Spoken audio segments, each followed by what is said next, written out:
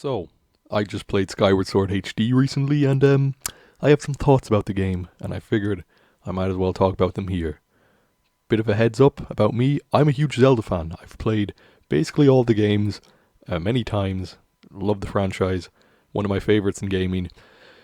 And Skyward Sword HD, I was kind of excited about because I hadn't played Skyward Sword in quite a while. In fact, it's probably the one 3D Zelda game I've played the least because for certain reasons, I had some mixed feelings when it first came out. Certain sequelitis kind of turned me off it, and a general conception, cultural kind of conceptions about the game, made me a bit lukewarm on it throughout the years, and I never really thought about it since then. But there's like a remake that came out on Switch, so I was kind of eager to play it again. And I bought it. I dished out the $60. I didn't get the amiibo. I don't give a damn. Oh, Nintendo, you taking more of my money. It's no big deal. But I do have thoughts about the game, and let's get into them. Now, Skyward Sword. I think the three main complaints people had about Skyward Sword when it came out was that it was too handholdy, too linear, and too repetitive.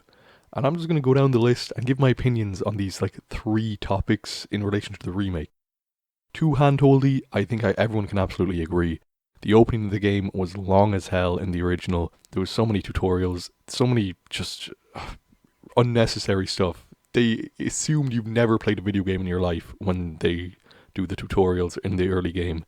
Fi was the most annoying fucking thing in the world, always jumping up, Manny Master, telling you all these things. I do not care, Fi. I do not care.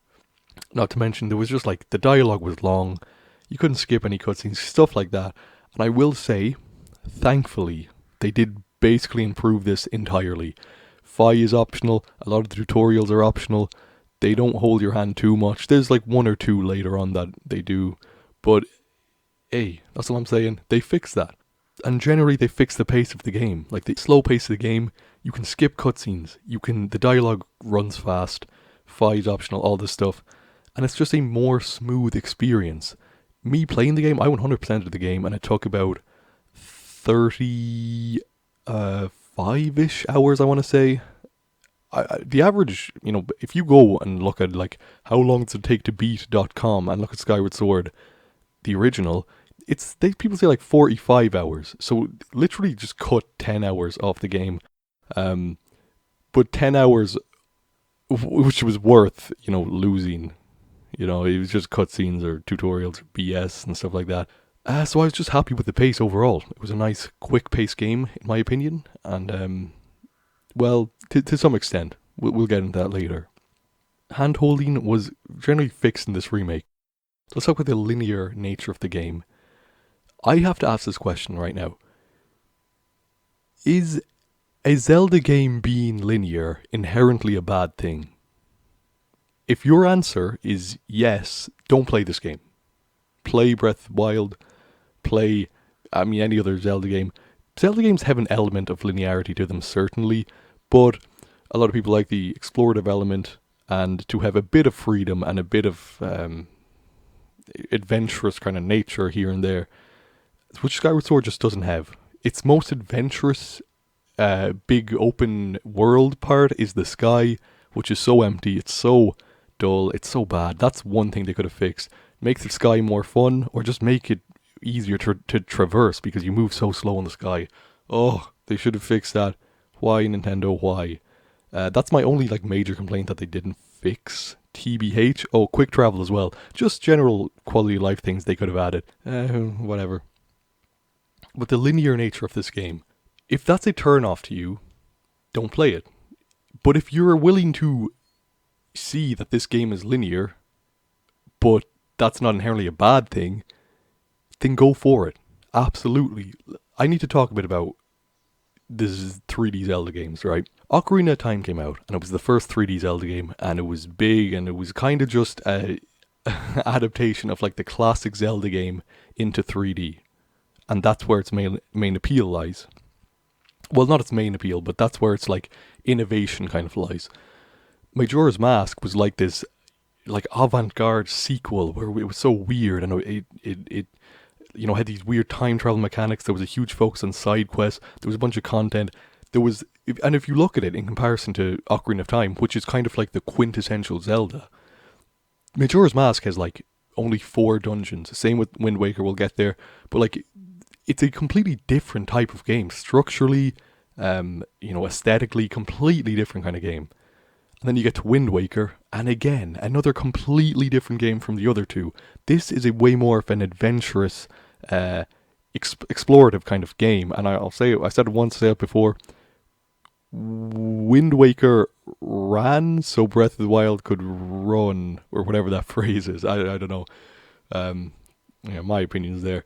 And again, 4 dungeons. And I know to some people that's a turn off. Like, to some people, the fact that the focus is in different places and it's not like a strictly kind of traditional Zelda game like Ocarina of Time. I know a lot of people don't like that.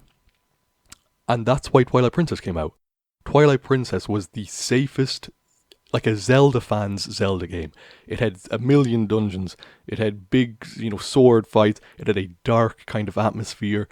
It just, it was a direct response to Wind Waker for people who didn't like Wind Waker. Me personally, I love Wind Waker.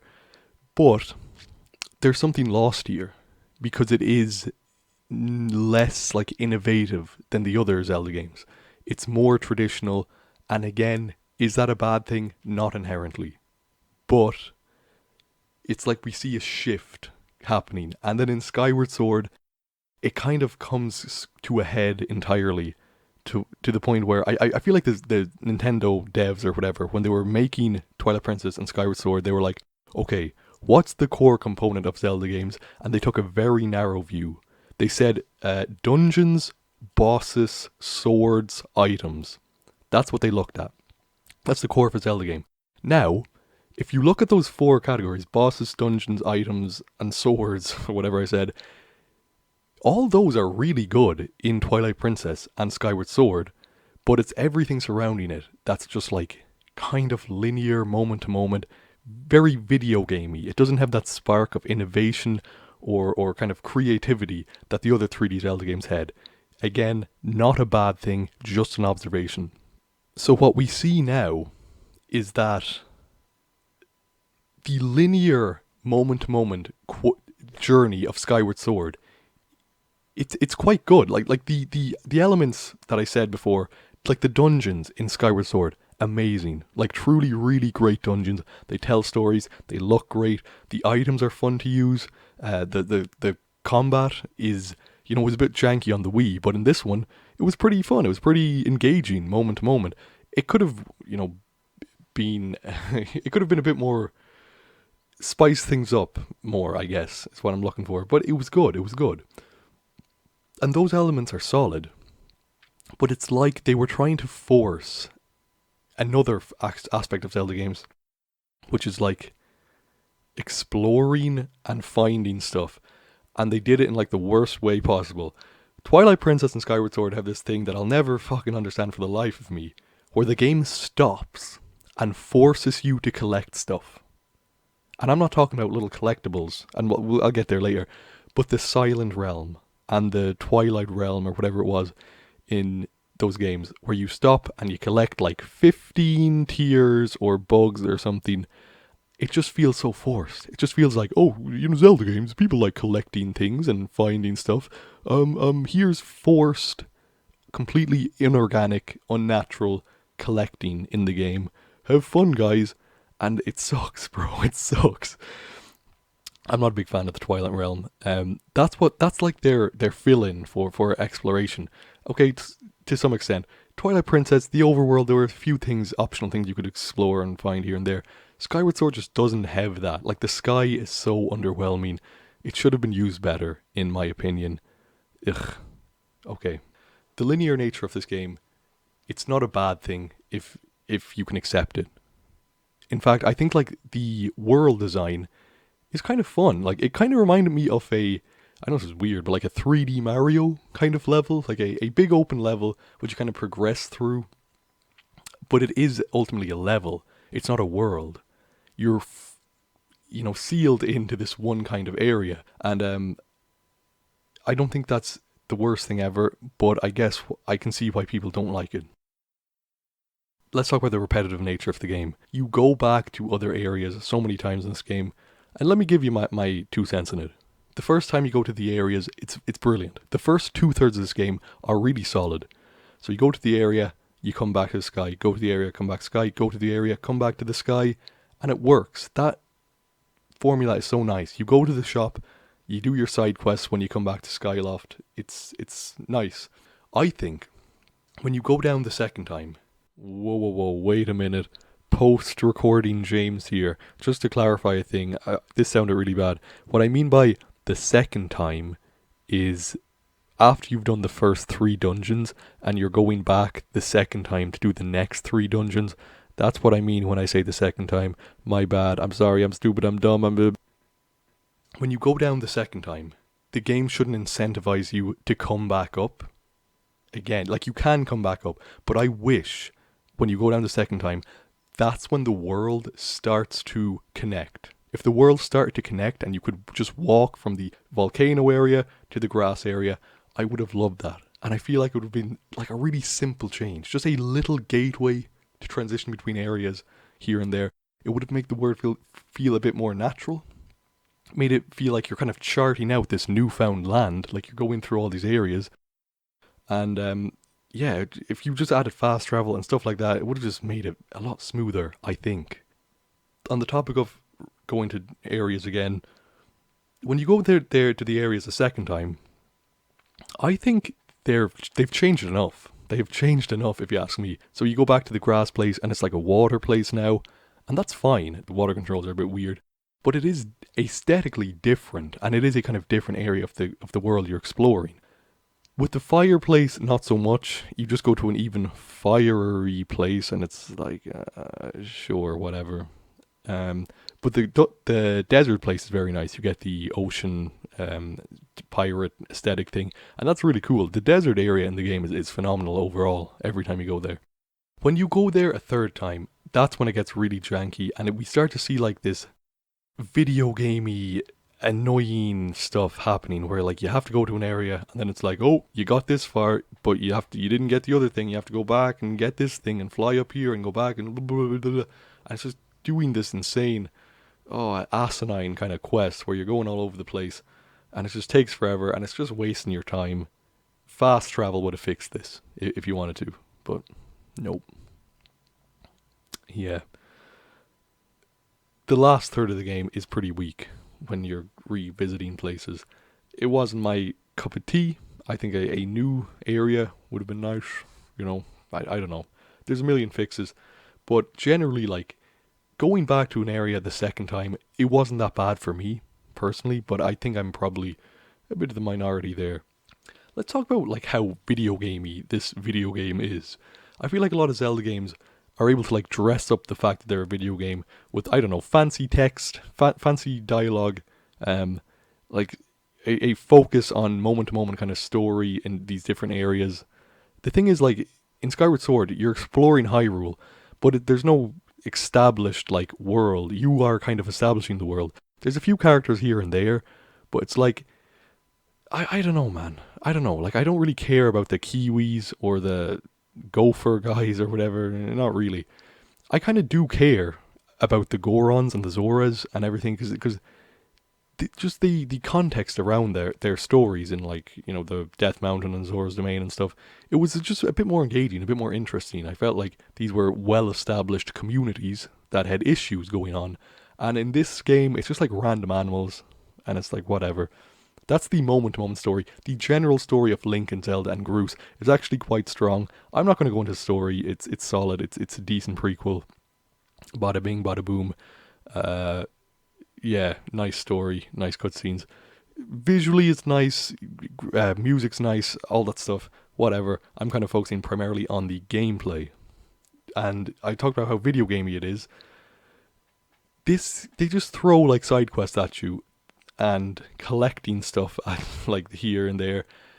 And I just want to say, like, I noticed this, and I was like, there's a dowsing thing which doesn't help with the linearity, but doing these side quests and collecting stuff, especially when it was optional, it wasn't bad. Like, it wasn't bad at all. It was it wasn't the most fun, Yahoo greatest game thing ever, but it was engaging. Like I had a base level of enjoyment and engaging. I knew there was going to be a tangible reward at the end. I usually knew what the reward was going to be, uh, just because I played the game before and stuff like that. But stuff like upgrading your weapons was just kind of fun to do. It was fun to just collect the random collectibles here and there, and just know that it's going to be worth it because you're going to be able to upgrade, your weapons, your inventory, and stuff like that. Collecting bugs, is kind of classic, kind of fun. You can use them for potions, good incentive right there.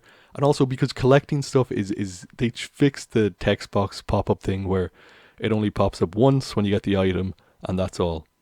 Like every other item you get again, you won't get the text pop up. Thank God. Gratitude crystals, those were fine. Those were pretty easy to find.